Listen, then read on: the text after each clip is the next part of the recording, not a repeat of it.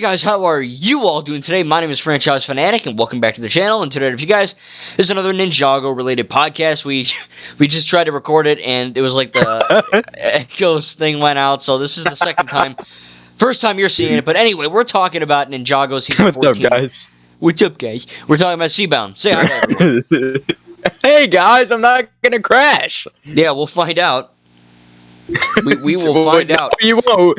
No, they won't, because they wouldn't be seeing this part of the thing, and we just have to restart it over again, and then the actual successful take would be the one that they see. No, I'm gonna leave it in. Oh, you will? Oh, this one you'll leave it in. Okay, Yeah. okay, sounds good, sounds good. Yeah. But anyway, we're talking about Seabound, season 14. So, Nanny and Poppy, word of advice, if you haven't, which you haven't, seen this season, because if you guys don't know, we're currently about to start season 2.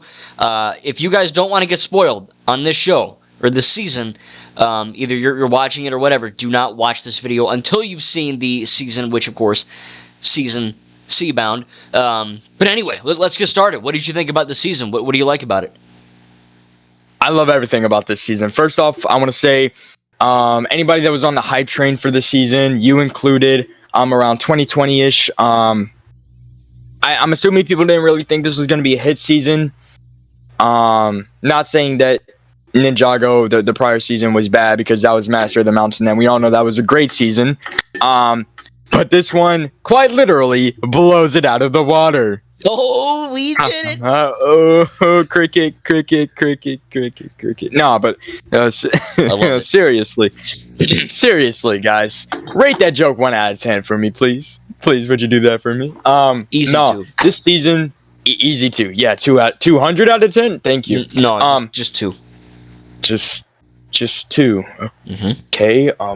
I need to work on my humor. Stand-up comedy isn't the best for me. Obviously. Anyways, the season bit of a wet take. Okay, bro. You're funny. See, I can't compete with this guy. Yes, you're interrupted. Okay, here we go. So this season was amazing. This is obviously Nia's season, and in season 5, which was also kind of her season, where she first, found her abilities, her elemental power of water. And in this season, it's just an emotional roller coaster, man. I mean, the new characters that are introduced are great. The villain, who we'll talk about in a bit, he's there was just a missing piece of the puzzle, just like Skull Sorcerer. Mm-hmm. And that's completely fine, because I get it. Some writers, some of them don't think, some of them do. But luckily for us, we have had a lot of decent writers, especially Breggy. So I think Breggy and the Hagemans are really good. Yeah, they were kind of the OGs. They really kind of shaped Ninjago for what it is now. But the villain is good. He's good. Love the voice actor for that villain, Kalmar, if you guys didn't know. And Nia are great. The ninja are great. Some of the ninjas stay behind, which, I mean, Kai's staying behind to play video games with his dad, and same with Cole. I mean, Kai's her brother. I mean, I feel like he should have been with her, Yeah. That's just kind of like my one nitpick, which every season's going to have nitpicks for me. Yeah, he does. He shows up like he always does, and that's all that matters. But, I mean, I'm just saying for the emotional scenes, because we know from season 10 and prior seasons that Kai's always able to lift his siblings up and his friends up. He's always able to give them this speech. And it works really well, because when, Nia feels bad and feels like she is the reason Cole got dropped. Yeah. He's there to comfort her, like the big brother that he is. Mm-hmm. So this being Nia's real season, I feel like he should have been with her, especially for that, because there were times where she not only needed her mom, who sneaks on board, which at first I didn't like, because I was starting to agree with Nia, because in the second and third episode, like, her mom's just kind of annoying. I mean, she's a good mom, but Yeah, I no, she mean, means well. She's just kind of intruding. yeah, and you could just tell that's great writing when it makes you feel the same way as a character, which is really good in my opinion. But yeah, no. Aside from that, the writing is amazing. The setting, the locations, obviously taking place underwater, but we also go to some familiar locations. We go to the island that we saw in the Ninjago special that was 4 episodes, and we see the Islanders again. And it's awesome that they come back into play this season, and how, in the last episode of that special, they're talking about Wojira, and Wojira is quite literally Godzilla. Water Godzilla. Water Godzilla of the Ninjago universe. But yeah, I mean, man, what do you think? I think it was great. We're obviously going to get into more details, but just let me say this: the ending is very, it's something, and even if you haven't seen it and you're still here, I'm not going to say anything about it. Leave. Yeah. Oh yeah, we are going to talk about it, but I'm just warning you that, even if you're not a big crybaby, you're going to feel some empathy and some sympathy. But yeah, great season. Yeah, good stuff. I think that you wanted to get the Lego sets for the season, right? I mean, you liked it that much. Mm-hmm. You're buying some stuff. Mm-hmm. Yeah, and that's awesome. I was eyeing what was it, the Kalmar's Temple, or whatever that place was called, but really I'm eyeing the Hydra bounty. I mean, I love that now Ninjago, or now Lego, is starting to make it out of the seasons. Like, make Lego sets out of the seasons. And before, it wasn't like that. The show was to promote the Lego sets. So obviously it's just such a big change. And yes, I do want the Hydra bounty. Gonna be saving up for that soon, and who knows, I may even post a cool little video about it. Ooh, all right. Little promotion over there. I like it. It's good stuff.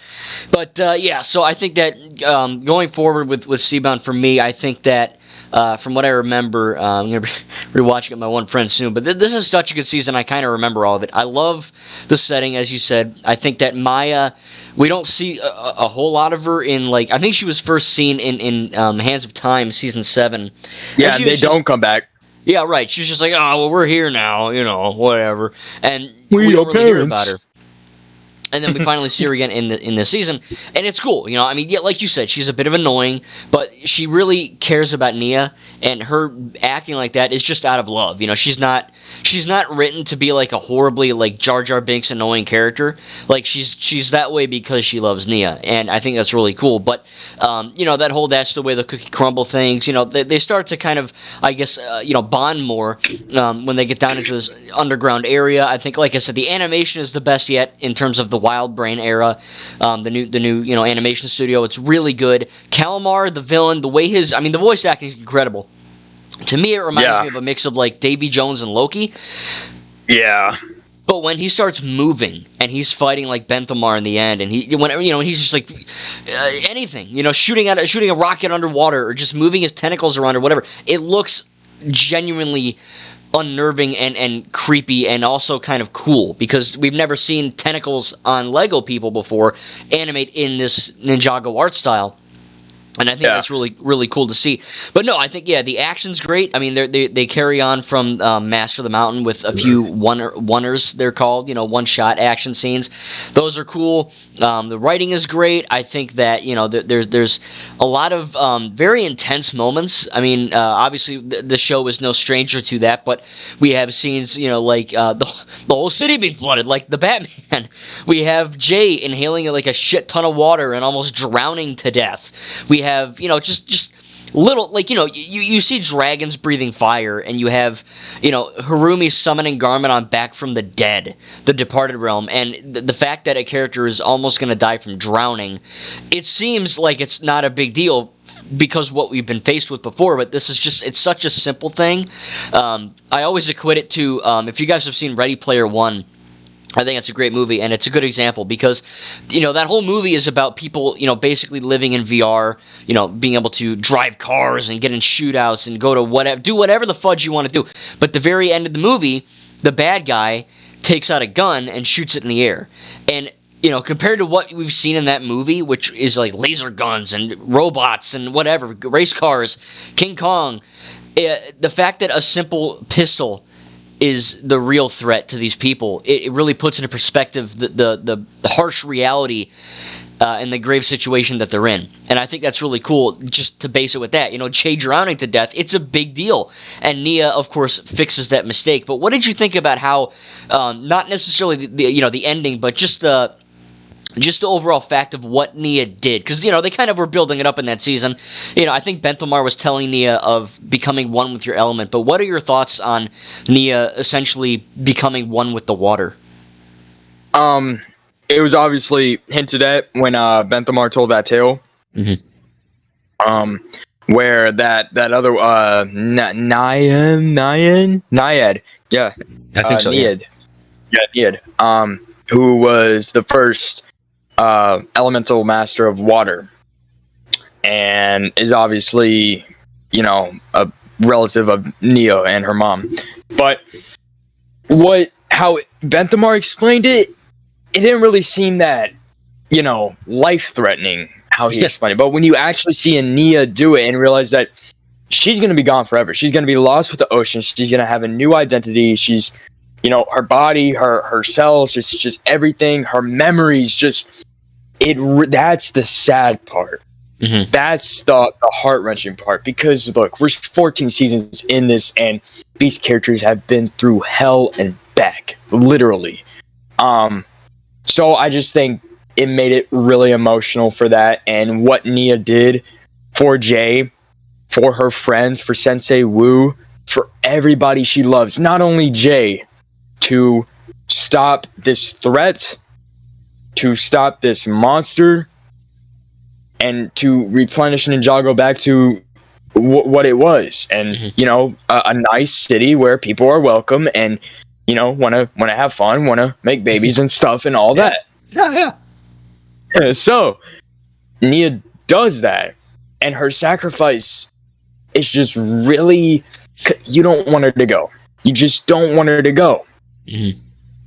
And I think it's peak Ninjago. I think those last few episodes of Seabound, just like we get stuff like Nia, Jay's like basically dying on a couch or whatever, and it's just so good. So like you have Jay coughing up water and all that, and it's weird. It doesn't seem permanent when you think about it, but the fact that Nia's basically the last thing she did before she turned herself into water was just kind of comfort Jay and just tell her, hey, we really didn't have a whole lot of time together to bond, did we?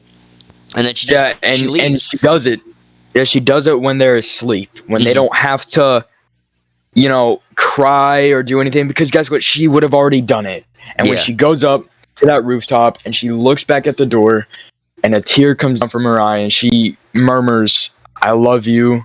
It's just those 3 words, because you know who it's for, you know who it's meant to be sent to, and she takes one final look and she does what she does best. Yeah, and it's just it breaks the heart. Like a 24-year-old man, I cry like a bitch every time. Like I watched it on the treadmill a few days ago, just that scene, and I cried. I can't help it. It's just on the treadmill. These calories. That's what I was doing. Yeah, I almost fell off the treadmill, but yeah. Yeah. But no, I think her saying "I love you" is also a message to us, because I'm not saying it's like fourth wall breaking, but it's just those little things that us as the watcher can pick up, and she's a great character, and she's come a long way, and I loved her arc in the season. I love kind of that this villain, this evil prince that wants to take the throne for himself, kind of like Loki. And then he obviously has a brother who, Benthamar's a badass too. Benthamar awesome. Never needed to be good, but because he listened to his father and in some ways he reminds me of Lloyd. No, except without the bad stuff. Because look, all Benthamar, and I'll get into Benthamar in a second after I finish talking about Nia. But to end off Nia on a good note, they did it so well. And that final shot when she's just finding, her home where she belongs, this new form, this new identity, it's really powerful. And of course, they end with loving memory of Kirby Morrow because we're not crying enough. Oh yeah, we're not crying enough. So just gotta throw that at us. Thank you, Ninjago. Twist the knife, why don't you? Mm-hmm. But I loved it. Like I said, that scene where she jumps off is peak. The ending is peak. The funeral is amazing. The fact that we have this really badass fight between and Benthamar everybody comes. What's that? Everybody comes. Every character that we see comes for Nia. Mm-hmm. And before, dude, like in season 3 or in season 4, when she just started to become a ninja, they were like, oh, and the girl too. Yeah, but now they know her name and they speak the name of Nia, and they're bringing these lanterns, and it's such a great memorial because it just shows how far she's come of a character and what she's like to little girls in the real world, to little girls in Ninjago. You could just relate so much, and they wrote Nia's character so well. And honestly, if they would have ended it off like that, if they would have not made Crystallize, that would have been perfectly fine because she's an amazing character and deserves it all. Yeah, for sure. I mean, it's such a, like I said, it's every time I say it, but it's true. It's testament to the writing, to the voice acting, to the animation, to the music. I mean, the fact that when Nia mouths the words "I love you," she's clearly saying those words. We just don't hear it because of the music, but it's a strictly different and unique design choice. That's why I cried at first. Because I didn't expect him to do that. I think there's a similar scene when Cole fell in season 10 and Kai is mouthing like turn back, and Zane grabs him and said Cole's dead, and that was powerful too. But just I think every human, when you turn maybe like 6 or 7, you know how to say I love you. You know what that looks like on a person's face and mouth, and I just think that it's just such a really great scene in a really great season. But Calamar's cool, Benthamar's cool. The that fight when he's like, "You're not my king," and he breaks the thing. It's peak. You know what I mean? I mean, it's epic beyond belief. And Crystallized is even more epic. But that didn't come out by the time, at least when you saw it and when I saw it. But we gotta talk about Benthamar. Okay, we gotta talk about Benthamar and his character. He's probably, besides Nia, probably my second favorite character in this season. Okay. He wants to do good, but above all that, he just wants to have a brother. He just wants to have a brother. He wants to have a relationship, because he feels as if his father is the only one that ever loved him. I mean, we still don't know where he came from. We don't know who his parents are, who his real parents are. We just know that he was stranded in the ocean, and the king came and rescued him. And the king is also a great character. I was expecting him to be evil. I was expecting him to be evil, just like his son. But he ended up dying. But he ended up dying by his own son, which, by the way, that was such a dark and twisted moment. And the fact that he tries to blame it on the ninja, it's such, I don't want to say it's like such good writing just from that scene, but it's just such a shocker because the lengths that Kalmar goes to. I mean, once again, my one nitpick with his villain, with his character, is that I don't see the motive. I wish the motive was explained. Why does he want to wake Wojira? I mean, does he want revenge on his father? Did his father take away his cupcakes when he was a little boy? Could have been. I don't know. I mean, maybe that's why he wants to wake Wojira. But really, I don't think that was explained. If that was explained, he would have been a perfect villain. Right alongside Moro and Garmadon. He would have been perfect. Just perfect. But, because that motive isn't really explained, he's kind of for me. Which is why I think Benthamar is the better character. Because even in his voice, the voice actor is just, he's like, brother, I want to, and obviously he's easily manipulated, but he is so skillful. He's a great warrior. He's great at swimming. Mm-hmm. He pulls all the ladies for sure. That is yeah. why Kalmar is jealous. Right. That is why. But it's just, I mean, when he brings them along, when we see that backstory episode, when he brings them along to kind of open the gate for Wojira or find the gate, he just feels betrayed in that moment. And now to the present day, when they're having that final battle on Wojira, oh my god, and he gets thrown off and he throws that trident and breaks the freaking crown. And then he gets eaten. Kalmar gets eaten by Wojira. Yeah, as he should. But yeah, Benthamar's just a great freaking character, man. And he found friends. And when Lloyd says you can't choose your family, but you can choose your friends. Great stuff. 10 out of 10. It's just another way for Lloyd to come in as a W and give those awesome quotes. But yeah, no, Benthamar's a great character. This season introduced some amazing characters. Really gotta love it. What else do you want to talk about this amazing season? Wow, that's some enthusiasm. I think amazing. Yeah, one more time. Amazing. There we go. We got it. We're good. If you guys aren't deaf, thank God I had my computer volume low. Thank God. Thank Wojira. But I think it's one of my favorite moments is when Kalmar calls Benthamar fish bait, and it turns out he was the fish bait the whole time for Wojira. I think that's cool. I like when villains say shit and then it bites them in the butt later, right before they die. And I think that was pretty cool. But no, overall, like I said, great season, great stuff. As far as negatives, I mean, I really don't think I have too many. I mean, me neither. The pacing is amazing. I'm trying to think. The story, everything. I mean, once again, and I hope you agree with me on this too. But once again, the motive for Kalmar, it just wasn't there for me. Yeah. I mean, I think the only motive was that he just wanted to defeat the ninja and get back at the surface dwellers. But then your question would be why, which exactly that wasn't explained. They didn't explain it. I don't know. I mean, I've only seen Seabound one time, but as far as I'm aware, I don't think they went into it. But I mean, it doesn't really matter because he's such a cool character. He's, I mean, obviously, I'm not gonna say, oh, it's okay because he's cool, but he's like the Draco Malfoy of the SeaWorld.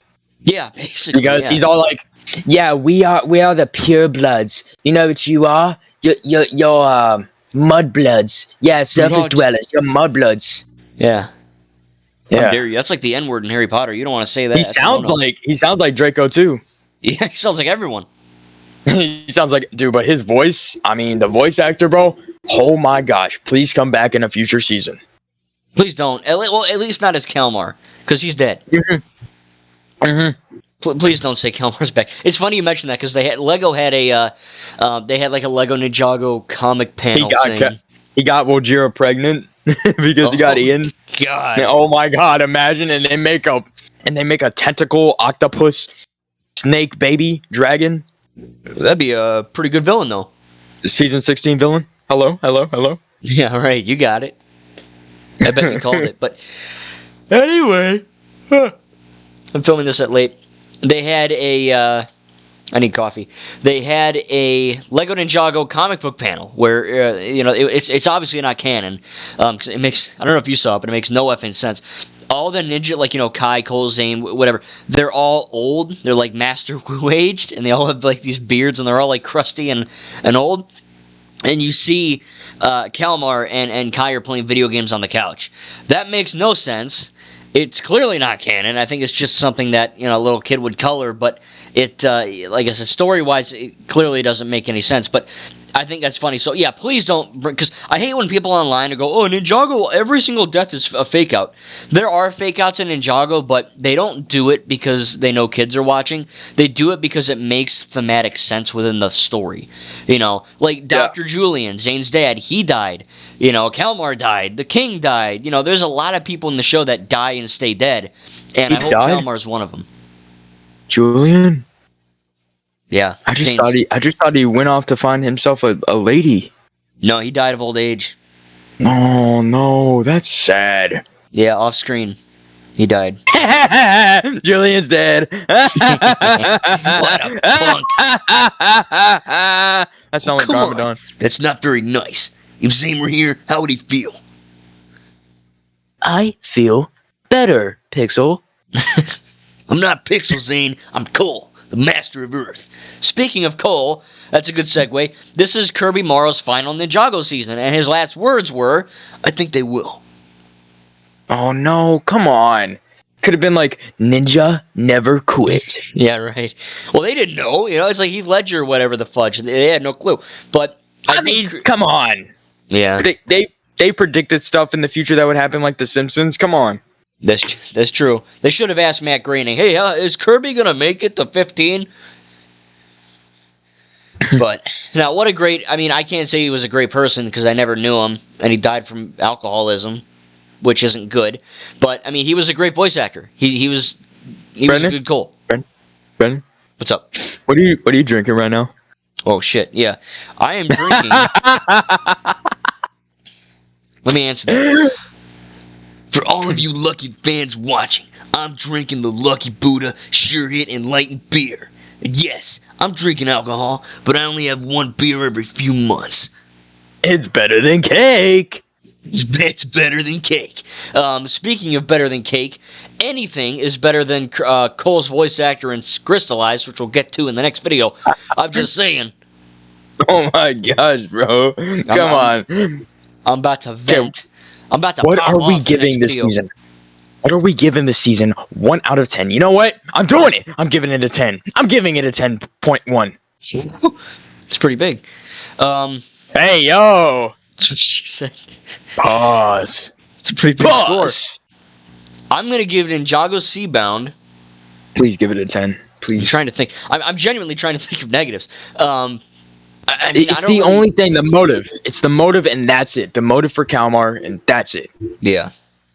I don't know. F it. I'm going to give it a 10 too. Because look, Let's the whole go. season is amazing, but those last few episodes make like that. Whenever I see those last episodes, I think to myself, and I go, "This is why I love this show. This is why I love Ninjago." You know, like this. So it's is better it than right season here. 8?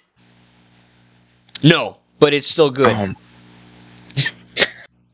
Okay, season 8's a good season, but just it. I mean, Yeah. it's good, but Seabound is it's really good. I'm afraid I can't agree. But everyone in the comments, tell me what your favorite season is. Now, look, we're pushing on 30 minutes here. Normally, our podcasts are an hour each. Do you want to cover Crystallized in this video, or do you want to wait till the next video? Because unless you want to talk about Seabound, I actually have another topic.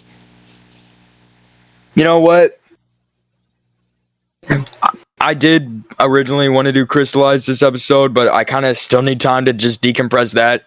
Mhm. We will do that next podcast video, so this will not be the final one. Sounds But good. we will talk about another topic for like 25 minutes. Okay. So overall thoughts on Seabound, I loved it. I thought it was fantastic. Easily one of the best. Easily one of the best in the entire 15. It's fantastic. I can't wait to watch it with Nanny and Poppy and my one buddy that comes over. I can't wait for that. But yeah, good stuff. So anyway, my topic that I wanted to talk about, I actually made a video on this. It's actually getting good amount of views, which I'm very happy about. It's Gotham Knights. Now, this is a game that I recently got about 4 or 5 days ago, and I originally didn't get it because I heard a lot of shit about it, no pun intended. People were literally taking a big fat dumperoonie all over this title, and I thought to myself, wow. Wet dump. Yeah, a wet, smelly dump. And I said, why? You know, I mean, it looks fine. You know, I love the Lego Batman games. I love the Arkham series. It's not, you know, Arkham, it's not my favorite series ever, but, you know, they're good. Why is this getting such poor reviews? And I mentioned this in my review. I'll keep it brief, but from what I understood, a lot of people, I mean, some people probably didn't genuinely like it, but a lot of people that hated this game, they clearly didn't play it, or they didn't play it for long enough. Because people were expecting Arkham Knight 2, and they got something completely different, in a different canon, different universe, different whatever.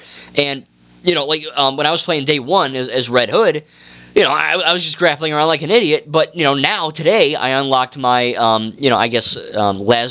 Lazarus pit jump thing, and it's cool, but it's something different because you have to unlock stuff in the Arkham games, but this game is a true RPG, and you do have to put in the effort to unlock this stuff. And when that happens, it's freaking awesome. I mean, I love the game. As far as negatives, I think the cutscenes lag to like 4 FPS sometimes. It does lag sometimes in the city where you're on your bike or when you're gliding around. It's not that bad. It's hardly noticeable, but it is something to, when you market your game at being 30 FPS only on next-gen consoles, you better make sure it's a stable F and 30, okay? But speaking of stable 30, there's a video on Reddit, and I don't know how to link I'll try to link the link to the Reddit page in the description for you guys to watch it. It happened to me, so it's proof, because I can't film it. But basically, I was playing as Batgirl. I don't know if this happened to you, Echo, but I was playing Batgirl. Yeah, well, tell me, because I want to know. I was playing Batgirl in an alley, and I was beating the crap out of some thugs, right? Just having a good time. And why were you beating the crap out of thugs, Brendan? Brendan, that's the police's job. No, well, in this world, yeah, not in Gotham. They just stand around there. They show up late. But anyway, I was genuinely loving and hugging the enemies.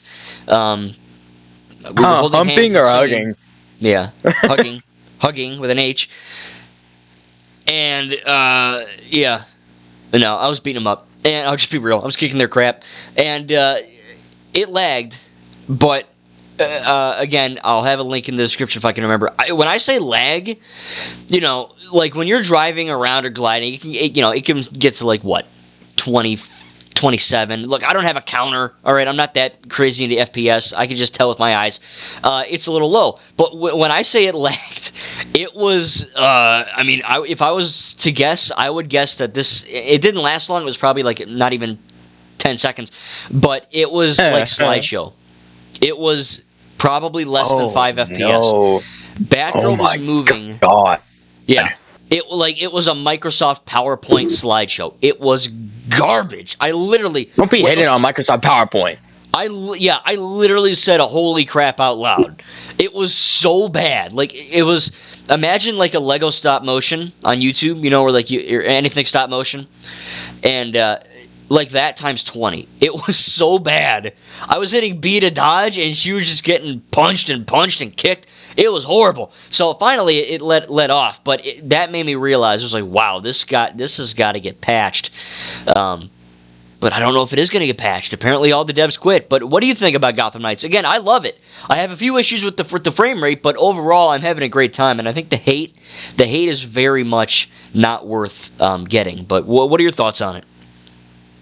Gotham Knights. I like Gotham Knights for what it was. It's a pretty short game for me, at least, because I was so hyped to play it, and I played it in one day, pretty much. But as far as just the combat goes, it's fluid for me, at least. I like it.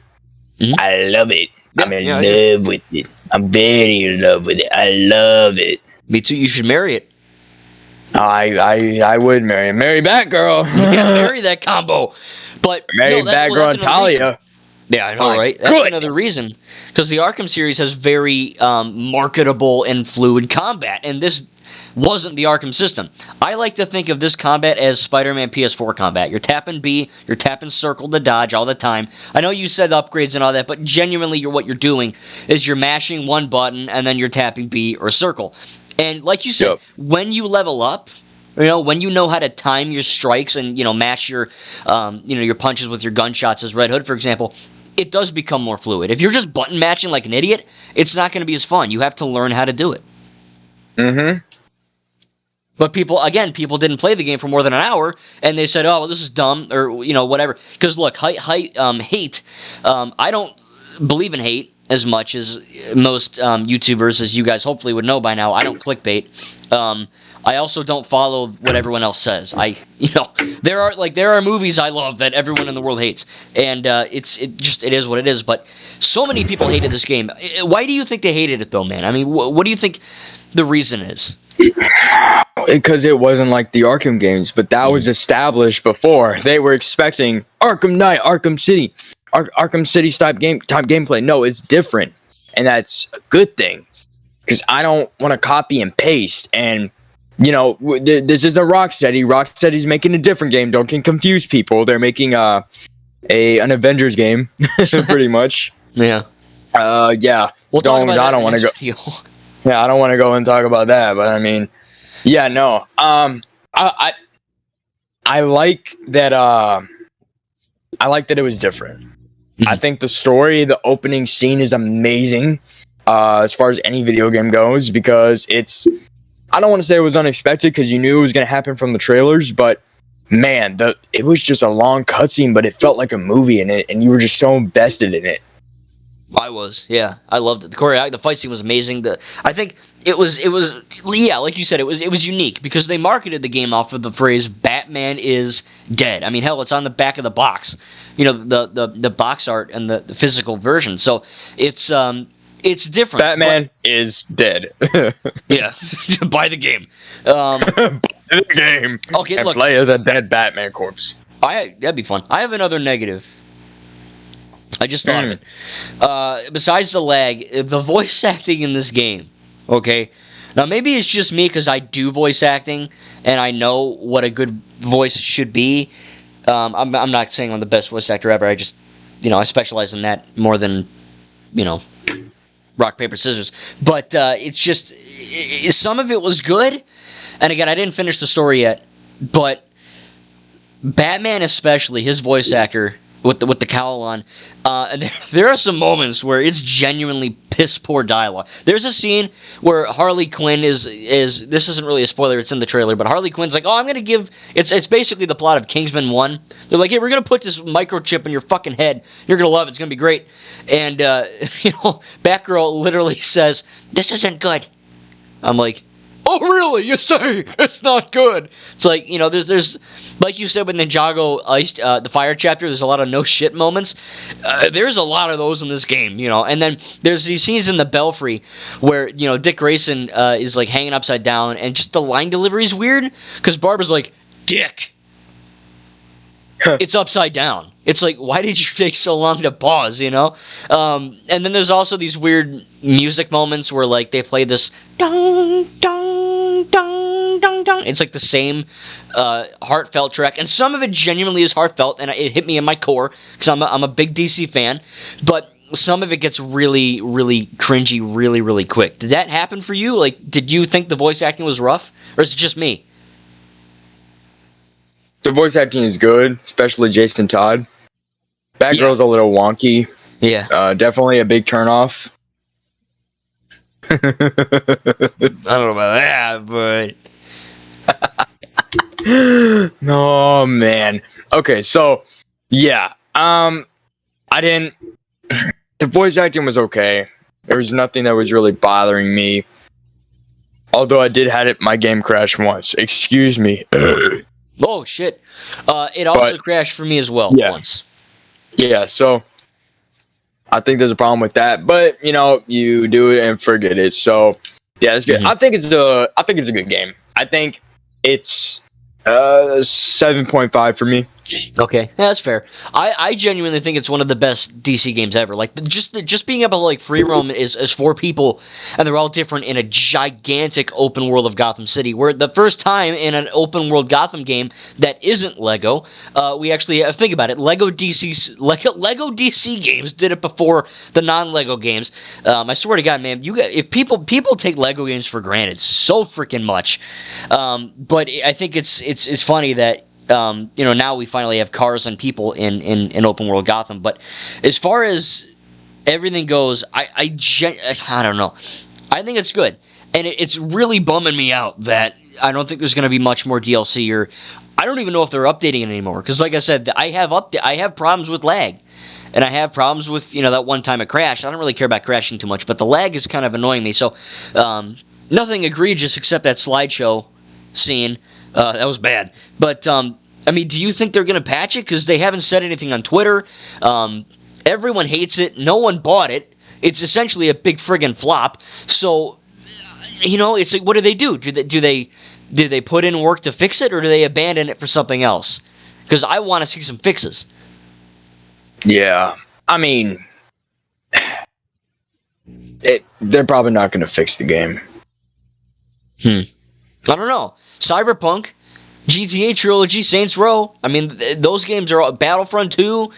I mean, there were some shitty games that came out, I mean, and they're fixing them, but I don't know, because here's the thing. Cyberpunk sold well. All these games I mentioned, they sold very well. Like Grand Theft Auto, yeah, of course it's going to sell well. It's Grand Theft Auto. Cyberpunk was the most hyped game for 12 years straight. But Gotham Knights was hyped up, but not to the extent that an Arkham game would have. And I think that, I don't know. It's just, I think people they didn't give it enough of a chance. They believed all the hate, and they never gave it a chance themselves. They never thought, hey, maybe these critics are wrong, and maybe I'll like it, Just a thought. But it sucks, because I love it. I really do. I genuinely love this game. And there are some issues that got to be ironed out, which I hope they will. I'll update you guys. I'll make videos on it if they ever, tweet something about an upcoming patch. But the way it stands, I think I'd give it an 8. I think I was impressed. I heard it was garbage, and you Echo, you were like, oh, it's great. My one buddy, Dave, he was like, oh, you got to get it too, because he has it. So I'm like, all right, I'll buy it. And I was genuinely I was surprised. Yeah. But I don't know. We'll have to find out what happens. But what's your ultimate positive about Gotham Knights? What is the selling point to you? The fact that you get to play as, 4 characters. For me. And the Lego DC Supervillains is like, we have 250. Yeah, but I mean, that's a given. Yeah, this Gotham Knights, I mean, it's really expansive. If I were to add one more thing to it, I'd be like, add a new open world or DLC. Yeah, like a DLC area. Yeah, that would be cool. Maybe like Bloodhaven, something like that.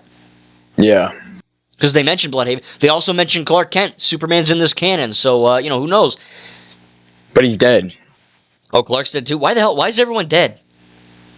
Because the Gotham Knights are about to take over.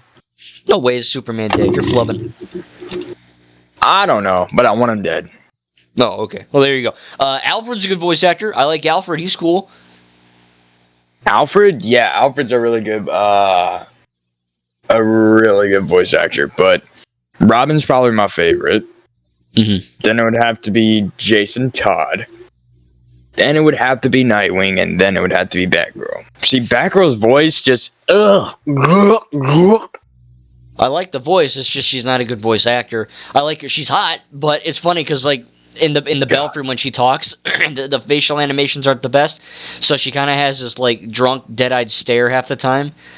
And I don't get this. Answer this before we move on, because we're at the end of this video. But I have a genuine question, okay, for you. What's your genuine? Yeah, this is genuine, okay?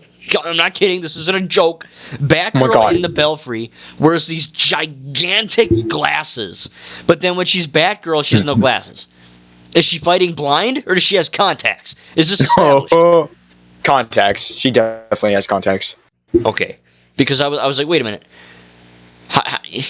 Because I wear glasses now, and before I had glasses, I was blind as a bat. And thank you. It's not funny, bro. Thank you, see, I got it. And then I put my glasses on, and my whole world changed. It was like getting baptized for a second time, and it was just really, really funny. So I don't know. It's just a pet peeve. An update on Velma. It has a 1.3 out of 10 stars. Yeah, it's terrible. Season 2, by the way. It's funny. I was watching a Scooby-Doo episode, if you did, like from the '60s, one of the older ones, and one of the funniest things ever. Like in the old show where Velma would lose her glasses, she'd be like, "My glasses! I can't see a thing without my glasses." And like, she has her whole thing. And there was a moment in this episode where her glasses, like Shaggy punched her in the neck or something by mistake, and her glasses flew off. Which, by the way, horrible flimsy ass glasses. And instead of, I don't know, because look, Velma's supposed to be smart. Instead of, crouching down and using, asking Shaggy to pick him up, she like crawls on all fours like a dog into like like she's in like one room and then she crawls like a puppy into another room, and that other room has like a spiky furnace with like these giant flames, and she's like crawling right into a furnace, and I'm like, how the fuck do you not see a furnace? Like, you're that blind? It's just, oh man, it's so funny, that old show. And now in this new show they're like, Me Too movement, am I right? It's like, okay. We talked about it already in season 13's, but yeah, I find it funny that the older ones are genuinely funny, and the new ones aren't. Yeah. Bro, because people's humor in the 60s was wild. Bro, I was watching Peter Pan, the first one, dude, they sexualized the fuck out of Tinkerbell, bro. Yeah. I know, I'm not mad. I'm not mad, but oh my god, bro. Remember that part where she's like imagine she's in the drawer? Yeah, I know. She's in the drawer and like she's stuck and like she bump up on her panties show, bro, or whatever. Yeah. Brother. Holy dust in mother. there, you know what I'm saying? Okay, bro. Yeah. And it gets also, on the kids. Oh my god. Ew. What? Ew, her pixie dust gets on the kids. Oh. Ew. Oh. It gets on the dog and the baby too. It's everywhere. Yeah, there's a lot of It's everywhere. There's a lot of racist stuff in that movie too, but yeah, the humor was cracked, man. It was crap, but it was funny still. Walt Disney was smoking something when he made Peter Pan. Bro. That Snow White, they're like, we're gonna remake Snow White, but there's no dwarves, and she's gonna be brown. It's like, all right. Okay, that's funny. That's funny. That's funny, but they don't want it to be funny. Anyway, thank you for laughing. I genuinely appreciate that effort. All right. I almost did my Tony Stark voice. You are welcome, my kind sir. I almost did Tony Stark's voice by accident. Anyway, that is going to be end of Seabound and Gotham Knights and Velma walking into a furnace. Very entertaining stuff. Hope you guys enjoyed this video. Closing thoughts on everything, Echo. What do you think? Seabound, amazing season. Gotham Knights, pretty good game. And we are going to cover some insane stuff. Hold up. We about to cover Crystallized tomorrow. My freestyle is trash, but I'll see y'all tomorrow. And then we, after the, because the last one is Ninjago. After that, the last after one that, we're going to talk about Scream because you're going to watch it. Scream. Yeah. And then we're making a Harry Potter podcast as well to celebrate Hogwarts Legacy coming out soon. Oh my god, yeah, no, that's going to be sick, my boy. So I'm looking forward to it. So anyway, I'm going to have Echo's channel in the description, a link for his channel, a link for the Reddit with Batgirl slideshow. Thank you, franchise fanatic. You're welcome. It's not my gameplay of Batgirl, but the same thing happened to me, so it is what it is. But we wished it was his gameplay of Batgirl because he would go into photo mode and zoom in on the butt. I would. Okay? Okay? In my defense, it's a butt. I must abide. Yeah. It's human nature. You have to do that. It's like a dog sniffing another dog. You got to do it. Oh my lord. But now we're just getting weird and off topics. Anyway, hope you guys enjoyed this. You're getting weird. I'm not getting weird. What are you talking about, brother? I know, that was a lot of beer. Anyway, I got to bounce, but hope you guys enjoyed. I'm going to have these links down below. Thank you guys for watching. Can't wait to cover Crystallized. And then, like I said, after Ninjago is over, the podcast will still continue. I'm also doing a Recon Trooper podcast in February. So lots of cool, people that I'm going to have on this show, on the channel. And thank you for putting up with us talking about Ninjago. Again, next will be Crystallized, and then we're all done with that. But, podcasts will still be happening. Thank you guys. Let's go. And then, no? What do you mean, no? No, I said let's go. Oh, let's go. Anyway, thank you guys, and we'll see you in the next video. So you got to say it. Oh, see you in the next video. No, you're the other thing. Say the thing. What other thing? The P word. Say the P word. Peace. Peace. Oh, There we go. peace. Okay, I got to remember that.